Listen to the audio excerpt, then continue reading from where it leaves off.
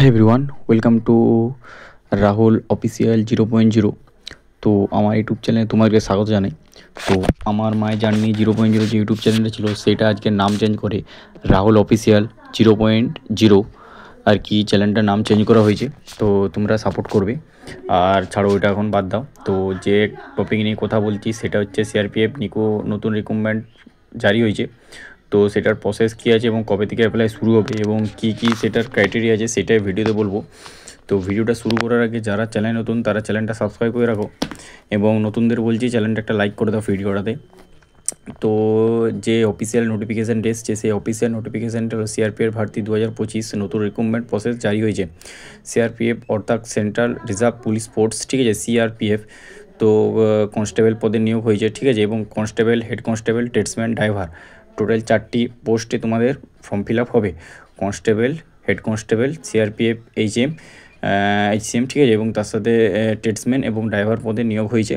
তো এটা তোমাদের টোটাল ভ্যাকেন্সি আছে প্রায় 22,500টি ভ্যাকেন্সি টোটাল তোমাদের, এবং এটা তোমাদের অ্যাপ্লাই করতে হবে, অনলাইনে অ্যাপ্লাই করতে হবে, এবং এটা মেল ফিমেল উভয় অ্যাপ্লাই করতে পারবে এবং অল ইন্ডিয়া মেল ফিমেল উভয় অ্যাপ্লাই। সেই জন্য বলছি ভিডিওটা খুব ইম্পর্টেন্ট হতে চলেছে, ভিডিওটাকে স্কিপ করে দেখো না, ভিডিওটা ফুল ওয়াচ করতে থাকো।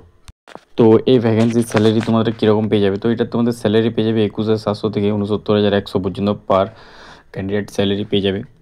তো এটা অফিসিয়াল নোটিশ, ঠিক আছে। তো সিআরপিএফ ভর্তি 2025 এজ লিমিট, এজ লিমিট কীরকম আছে না, তোমাদের কত এজ পর্যন্ত তোমরা অ্যাপ্লাই করতে পারো ফর্মটি না, এটা মিনিমাম এজ আছে 18 বছর থেকে প্রায় 28 বছর পর্যন্ত, ঠিক আছে, 18 থেকে 28 ম্যাক্সিমাম, ঠিক আছে। এজ রিল্যাক্সেশন ইজ অ্যাভেলেবেল, ঠিক আছে, মানে এজ রিল্যাক্সেশনও আছে। যদি SC ST হয়ে থাকো তাহলে তোমাদের 5 বছর ছাড় পাবে, এবং ওবিসি এবং EWS হয়ে থাকে, EWS-এর কোনো ছাড় থাকে না, ওবিসিতে যদি হয়ে থাকো ওবিসিতে তোমাদের 3 বছর ছাড় পেয়ে যাবে, ঠিক আছে। তো EWS ছাড় নেই, ওটা জেনারেল ক্যাটাগরিতে পড়ে, জাস্ট ওদের নাম্বারের ভ্যালু করে, আর কোনো কিছু নয়। আর এটা অ্যাপ্লিকেশান ফিস তোমাদের কীরকম দিতে হবে না, এটা অ্যাপ্লিকেশান ফিস দিতে হবে জেনারেল এবং ওবিসিদের ক্ষেত্রে 100 টাকা করে চার্জ লাগবে, এবং SC ST এবং PWD তাদের কোনো চার্জ লাগছে না, এবং পেমেন্ট মেথড তোমাদেরকে অনলাইনে পেমেন্ট মেথড তোমাদেরকে করতে হবে। আশা করছি তোমরা বুঝতে পেরে গেছো। এরপর আমি সিলেকশন প্রসেস নিয়ে তোমাদের সাথে কথা বলবো। তো এটা সিলেকশন প্রসেস তোমাদের কীরকম হবে না, এটা সিলেকশন প্রসেস ফার্স্টে তোমাদের পিটি হবে, ঠিক আছে, পিটি হবে, তারপর তোমাদের রিটেন হবে, তারপর তোমাদের মেডিকেল টেস্ট হবে। ফার্স্টে তোমাদের ফিজিক্যাল অ্যাফিনিটি টেস্ট হবে। ফিজিক্যালে ফার্স্টে মাঠ পাস করতে পারলে তোমাদের রিটেন এক্সামের জন্য তৈরি হয়ে যাবে। রিটেন এক্সাম তোমাদের ক্লিয়ার করে নিতে পারলে তোমাদের মেডিকেল টেস্ট হবে, এবং লাস্টে তোমাদের ডকুমেন্টস ভেরিফিকেশন থাকে। ডকুমেন্টস ভেরিফিকেশানে কী কী লাগবে সেটা আমি তোমাদের ভিডিওতে বলে দেবো। তো physical efficiency test PET male, ঠিক আছে, মেল ক্যান্ডিডেট, এটা তোমাদের রান থাকবে, তোমাদের 1600 মিটার রান থাকবে, ঠিক আছে, সেটা তোমাদের 7 মিনিট 30 সেকেন্ডে কমপ্লিট করতে হবে, এবং লং জাম্প থাকবে তোমাদের 11 ফিট, সেটি তোমাদের 3বার চান্স পেয়ে যাবে। লং জাম্পে 11 ফিট 3বার চান্স পাবে, এবং হাই জাম্পে তোমাদের 3.6 ফিট, সেটা তোমরাও 3বার চান্স পাবে। এটা আমি মেল ক্যান্ডিডেট বললাম, ঠিক আছে, এটা পিইটির ক্ষেত্রে আমি বলছি, ঠিক আছে। এরপর বলবো ফিমেল ক্যান্ডিডেট জন্য কি রয়েছে না, ফিমেল ক্যান্ডিডেট জন্য 800 মিটার রান আছে, এবং তাদেরকে কমপ্লিট করতে হবে 4 মিনিট 45 সেকেন্ডের ভিতরে ফিমেল ক্যান্ডিডেট, এবং এদের ফিমেলদের লং জাম্প আছে 9 ফিট, তারাও 3বার চান্স পেয়ে যাবে, এবং হাই জাম্প আছে 3 ফিট, তারাও 3বার চান্স পেয়ে যাবে। টোটাল তোমাদের মেল ফিমেল উভয় বলে দিলাম। এবারে বলবো physical standard examination PST height এবং চেস্ট মাপজোপ কত কী আছে সেটা বলছি।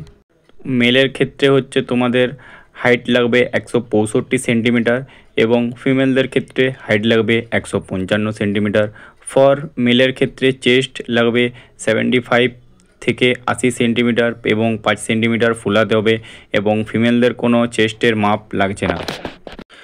এরপর বলবো এডুকেশন কোয়ালিফিকেশান তোমাদের কী লাগবে না, এডুকেশন কোয়ালিফিকেশান যারা নর্মাল হেড কনস্টেবল ছাড়া নর্মাল সিআরপিএফ কনস্টেবল এবং ড্রাইভার পদ বা সিআরপিএফ ট্রেডসম্যানে যারা অ্যাপ্লাই করবে তাদের অনলি ফর মাধ্যমিক পাসে অ্যাপ্লাই করতে পারবে, এবং যারা হেড কনস্টেবলে অ্যাপ্লাই করবে তারা HS বা গ্র্যাজুয়েশন পাসে আবেদন করতে পারবে, এবং যারা ড্রাইভার পদে নিয়োগ মানে অ্যাপ্লিকেশান ফিল আপ করবে তাদের জন্য ড্রাইভিং লাইসেন্স ম্যান্ডেটরি করা হয়েছে।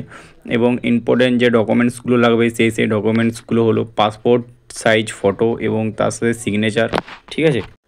এবং আধার কার্ড এবং এডুকেশন কোয়ালিফিকেশান তোমরা যেটার অ্যাপ্লাই করছো হেড কনস্টেবলে যদি অ্যাপ্লাই করো তাহলে তোমাদের এইচএসের মার্কশিট রেজাল্ট লাগবে, আর যদি নর্মাল কনস্টেবলে অ্যাপ্লাই করো তাহলে তোমাদের মাধ্যমিক পাস রেজাল্ট লাগবে। এবং কাস্ট সার্টিফিকেট যদি তোমরা দাও তো কাস্ট সার্টিফিকেট যদি এসসি এসটি অ্যাপ্লাই করো তাহলে তোমাদের কাস্ট সার্টিফিকেট করা হবে, সেটা এনসিএল করে নিতে হবে। হ্যাঁ, আর এইজ প্রুফ তোমাদের ডেট অফ বার্থ সার্টিফিকেট একটা দিলেই হবে। তো এখনও তোমাদের অনলাইন অ্যাপ্লাই স্টার্ট হয়নি, ঠিক আছে, একটা নোটিশ এসছে আমি সেটা তোমাদের বললাম।